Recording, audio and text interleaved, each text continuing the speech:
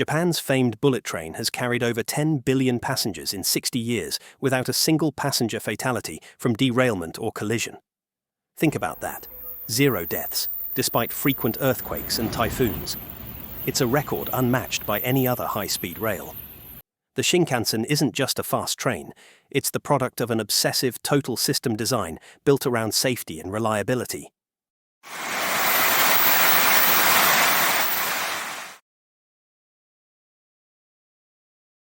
The story begins in post-war Japan.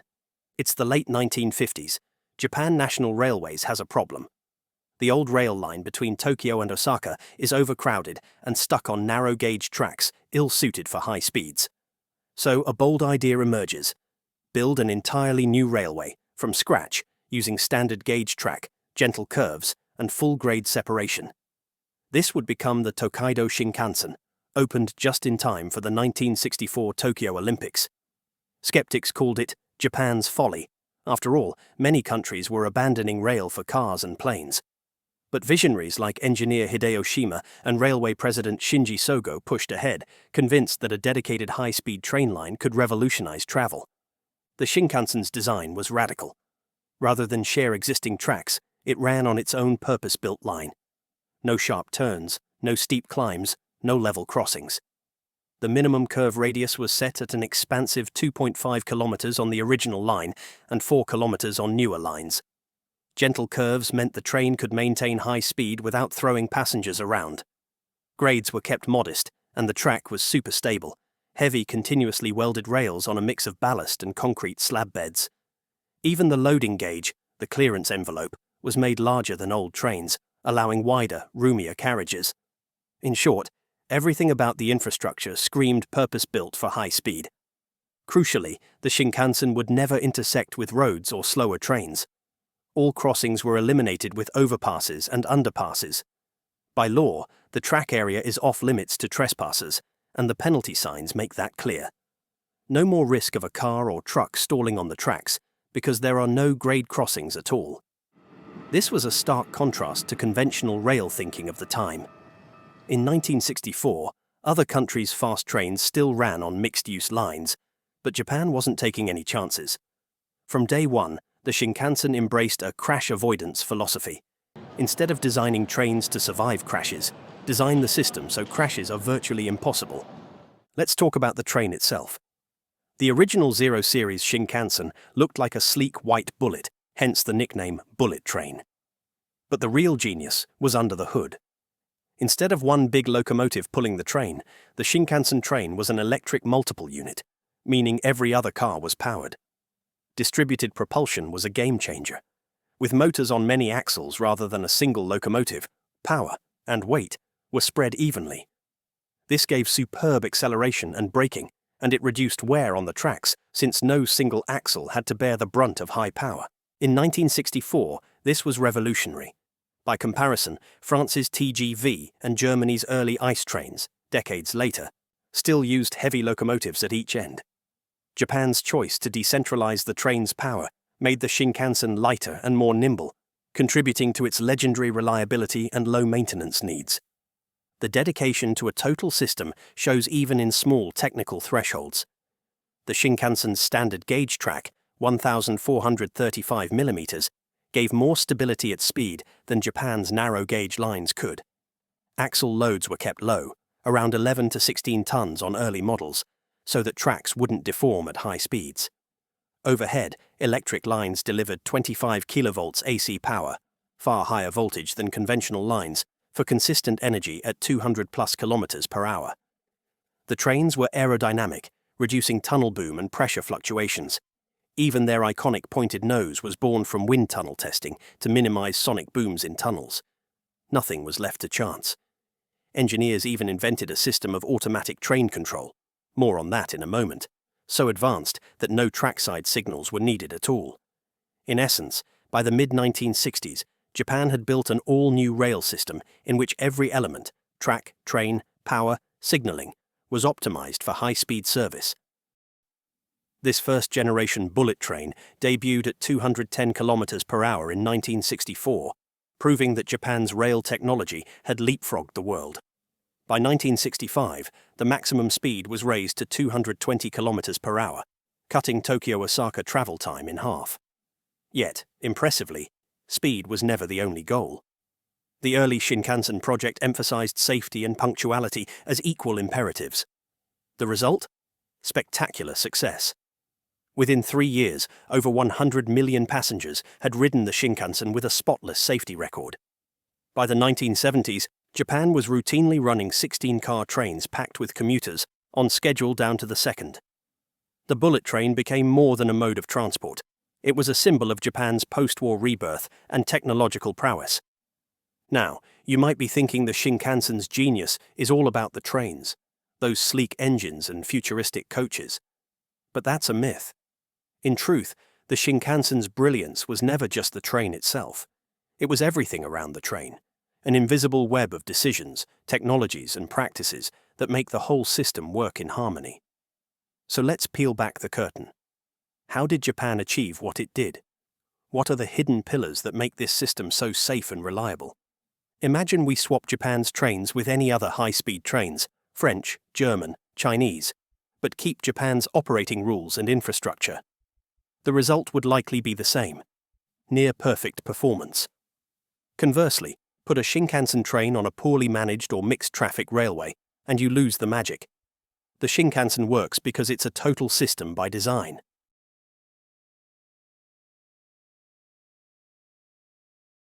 To understand why the Shinkansen works, follow 3 threads through the system. Dedicated infrastructure, tracks built only for high-speed trains with no road crossings and no slow traffic to dodge. Distributed propulsion, power spread across the train so it accelerates, brakes, and rides with smooth, redundant control.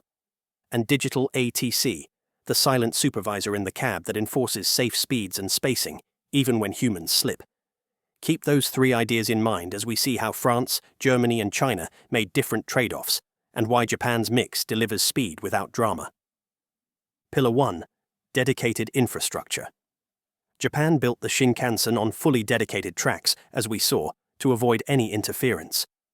The crash avoidance principle means no sharing with slower or freight trains and no level crossings whatsoever. This virtually eliminates certain types of accidents. There's no chance of a bullet train meeting a stray car or a lumbering freight, scenarios that still cause rail accidents in other countries. By contrast, France's TGV was designed a bit differently. The TGV mostly runs on its own high-speed lines, called LGVs. But crucially, TGVs can and do switch to conventional tracks to reach city centres or extend routes. In the early years, that meant TGVs occasionally encountered level crossings or shared tracks at lower speeds. In fact, most fatal TGV incidents happened off the dedicated high-speed lines. For example, collisions at road crossings on older lines. High-speed operation itself remained extremely safe for TGVs, but the interoperability approach introduced a risk the Shinkansen avoided entirely. In Germany's ICE system, interoperability was taken even further. The German philosophy was to integrate high-speed trains into the existing rail networks seamlessly, not just within Germany, but across European countries. ICE trains needed to meet multiple national signaling systems and often run on older lines when necessary. The upside: flexibility and broader network reach. The downside: the trains had to be built heavier and sturdier to comply with various crashworthiness standards, since they might mingle with freight or older passenger trains. Tragically, Germany's focus on speed and tech didn't prevent its worst rail disaster: the Eschede accident in 1998, when an ICE derailed at 200 km per hour due to a wheel failure, causing 101 fatalities. That was a freak mechanical failure, not due to track sharing, but it underscores a key point. Heavier, more complex trains and mixed traffic environments can introduce failure points. Japan's Shinkansen, by running only on its own optimized tracks, could afford to design trains purely for passenger service, with lighter materials and simplified systems. No need for beefy collision noses or compatibility with decades-old infrastructure, which in turn means fewer things to go wrong. And then there's China's high-speed rail, the newest mega-network on the block. China observed and borrowed technology from all earlier builders, Japanese, French, German, and built an extensive dedicated network at astonishing speed in the 2000s. In principle, China followed the dedicated line model like Japan. No freight on most lines, no grade crossings. And they pushed the envelope on speed, initially running some lines up to 350 kilometers per hour. But with breakneck expansion came growing pains. In 2011, China suffered a notorious high-speed crash near Wenzhou. One train stalled after a lightning strike knocked out signaling, and another train was mistakenly given a green signal and rear-ended it. Sadly, 40 people lost their lives. The cause? Design flaws in the signal system and human error. In other words, the safety system wasn't as fail-safe as it should have been. After the Wenzhou incident, Chinese authorities slowed down their trains and overhauled safety protocols. Today, China's network is far safer, but that tragedy was a stark reminder. Simply buying fast trains or laying track isn't enough. The system integration must be flawless. Japan's Shinkansen had spent decades refining precisely that. Everything from earthquake detectors to backup controls, long before China's rapid build-out. In measurable terms, the Shinkansen's approach produces staggering results. Japan's bullet trains boast essentially zero passenger fatalities over billions of journeys. France's TGV and Germany's ICE, while extremely safe, each have a blemish or two on their records, mostly outside high-speed lines. And China, after one early tragedy, has tightened safety, but can't claim Japan's perfect record. On reliability, the Shinkansen is in a league of its own. Average delays are routinely measured in seconds. In recent years, the Tokaido Shinkansen's average arrival delay has been under 1 minute, and that includes delays from earthquakes or typhoons. By contrast, Europe's high-speed trains, excellent as they are, see delays in the order of minutes. In Germany, for example, only about 65% of ICEs arrived on time in early 2025. Japan's focus on total system optimization means their trains run like clockwork. It's not uncommon for a train to depart 15 seconds late and trigger a formal apology. Pillar 2. Distributed propulsion and decentralization. We touched on this earlier. The Shinkansen uses distributed electric motors, making each train an integrated whole rather than a loco pulling dead weight. Why is this so consequential? For one, it gives redundancy. If one motor fails, dozens of others keep the train moving without a hitch. Power is not centralized in a single locomotive that becomes a single point of failure. It's akin to a jetliner with multiple engines versus a single-engine plane. This mechanical decentralization boosts reliability. Additionally, spreading the weight and traction reduces strain on any one part of the track, meaning lower maintenance. Japanese engineers deliberately chose a lightweight design since they weren't worried about collisions, those being prevented by the system. The lighter, evenly distributed train causes less wear. Compare this to, say, the original TGV. It had 2 big power cars at the ends and unpowered trailers in between. If one power car failed, the train was limping. And the heavy axle loads of those locos concentrated stress on the rails. Over time, even Europe moved toward the Japanese model. Newer high-speed trains like France's Avelia Horizon and some of Germany's ICE 3 iterations have moved to distributed traction, recognizing its benefits. But decentralization isn't just about hardware. It's also in how the network is managed. The Shinkansen employs advanced control systems that ensure no single failure brings everything down. For example, the signaling and train control is autonomous and decentralized in the sense that each train continuously receives speed instructions and will auto-brake if limits are exceeded, not relying solely on a human dispatcher's radio calls.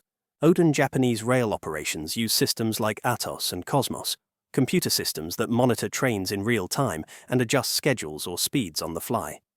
If one part of the system detects an anomaly, say, a sensor spots debris on the track, signals to trains are automatically adjusted network-wide in seconds. This resiliency is hardwired into the Shinkansen's DNA. In essence, decision-making is both centralized and distributed. A central command center oversees the whole line, but each train's onboard ATC equipment enforces safety automatically. There isn't a reliance on, for example, a line-side semaphore signal that a driver might miss in fog. The trains simply won't allow unsafe moves. This is why when a massive earthquake struck eastern Japan in 2011, all Shinkansen trains in the region automatically and immediately halted. 27 trains came to safe stops without derailing. The system worked as designed. even in chaos. Pillar 3. Digital ATC and control systems. The third pillar ties closely with the second, automatic train control ATC. The Shinkansen was one of the first railways to eliminate trackside signals in favor of in-cab signaling. From 1964 onward, drivers had a continually updated speed indicator telling them the limit, enforced by the system. If a train approaches a slowed or stopped train ahead, ATC will automatically command a slowdown or stop, regardless of driver input. In practice, the drivers mostly point and click, literally aligning the train with digital beacons, while the ATC prevents human error from causing disaster. As a result, the chance of two Shinkansen trains colliding is essentially zero. This is in stark contrast to older railway practice, where a missed red signal could spell catastrophe. Even advanced systems in Europe like the TGV's TVM or Germany's LZB, both also in-cab signaling, were implemented years after Japan led the way. One might wonder, did these safety systems ever really get tested? The answer is yes, by Mother Nature.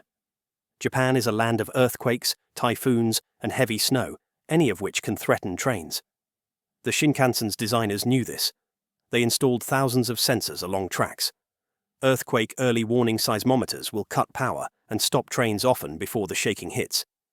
If something falls on the track or a misalignment is detected, alarms go off. In 2004, a powerful earthquake derailed a Shinkansen in Niigata. 8 out of 10 cars jumped the rails. Yet thanks to quake sensors and improved train design, not a single passenger was injured. After that incident, anti-derailment guards were added to track sections, and brake systems were further strengthened. In winter, advanced snowplows and sprinklers keep the line clear. During torrential rain, ATC enforces slower speeds or shutdowns if needed. All these are automated protocols, refined over decades. The result is that even though Japan faces far more natural disruptions than most countries, the Shinkansen's on-time performance remains astonishing, typically better than 99% on-time rate and average delays of mere seconds.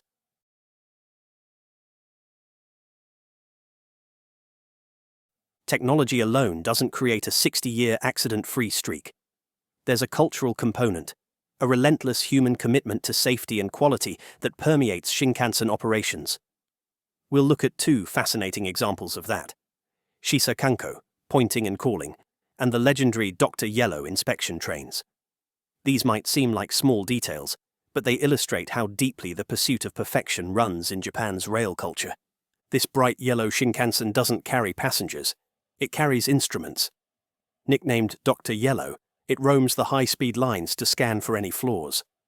On board are technicians with monitors, checking track alignment, overhead wire voltage, signal circuits, a full checkup of the line's health. Dr. Yellow runs about once every 10 days on each Shinkansen route, often at night or in off-peak hours, and its schedule isn't published, adding to its mystique among train buffs. It can even hit very high speeds, over 400 km per hour in testing mode, to stress test the tracks. When an earthquake or anomaly is detected, Dr. Yellow can be dispatched immediately to inspect that segment. The philosophy here is preventive maintenance. Find and fix issues before they pose a danger. Every night, after the last Shinkansen of the day, crews go out to examine tracks, tighten bolts, service trains. An army of maintenance workers swarms the line during the few overnight hours when trains rest. Before dawn, a confirmation car runs the entire route to verify all is clear. Only then does the morning's first Shinkansen depart, often to the minute at 6 a.m. This regimented routine happens every single day. It's an astonishing logistical ballet, and it keeps the system running like new year after year. And then there's Shinkansen, the art of pointing and calling. If you've ever been on a Japanese train platform, you've seen staff and drivers performing almost ritualistic gestures, pointing at signals, speed gauges, and verbally calling out statuses. It might look quirky, but it's a proven safety technique that reduces human error by up to 85%. The idea is simple. By physically pointing at an indicator and vocalizing, signal green, speed 270, a worker's brain focuses more intensely on the task, making a mistake, like missing a signal, far less likely. On the Shinkansen, you'll notice drivers point at the speedometer and track ahead when departing a station, and conductors point along the platform to confirm it's clear. This is Shinkansen in action. It's a deeply ingrained part of training, so much so that even Japan's space agency and other industries have adopted it for critical checks. Culturally, it reflects that no detail is too small to double-check. Every Shinkansen operator is taught that safety is the first priority, schedule second. This ethos, combined with systematic training and even competition among crew for best performance, sustains a high level of professionalism. The result is not just safety, but also an immaculate passenger experience. Trains that are clean, staff that are courteous and vigilant, and an atmosphere of trust. Riders board without even thinking about safety briefings or seatbelts. None are needed on a train that simply does not crash. That trust is earned over decades. So, what's next for the Shinkansen? Can this perfection be maintained and extended? As of now, mid-2020s, Japan is working on a new frontier, the Chuo Shinkansen maglev, aiming to connect Tokyo and Nagoya, Osaka, with magnetically levitating trains at 500 kilometers per hour.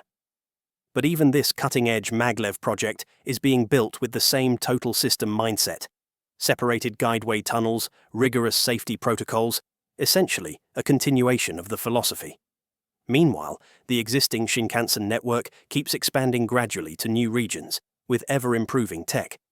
New train models like the N700S come with backup batteries, so they can move in a power outage, and further refinements to ride comfort and energy efficiency. Yet, notably, Japan hasn't chased the absolute highest speeds in regular service. While others pushed to 360 kilometers per hour, Japan held at 320 kilometers per hour top speed, prioritizing punctuality and low maintenance over bragging rights. And it paid off. The Shinkansen's average delay per train is usually measured in seconds, and it continues to be profitable and popular. For the rest of the world, the Shinkansen offers a powerful lesson. Many countries have launched high-speed rail projects, some successfully, others struggling. The ones that struggle often think it's enough to buy a fast train set or lay high-speed tracks. But the Japanese example shows it's about building an ecosystem. Everything must align: the civil engineering, the signals, the operations plan, the maintenance regime, and even the culture of the workforce and passengers. Consider the United States attempts. The Acela in the Northeast Corridor shares tracks with 19th-century bridges and freight trains, so it averages only about half its potential top speed on most runs. In contrast, Japan made the hard choice in the 1960s to spend enormous sums on an entirely separate corridor, a decision that was politically risky but absolutely justified in hindsight. Today, countries like Taiwan have imported Japan's Shinkansen system wholesale, complete with pointing and calling and Japanese training for staff, and achieved similar stellar safety records. It proves the point. It's the system, not just the vehicle, that matters.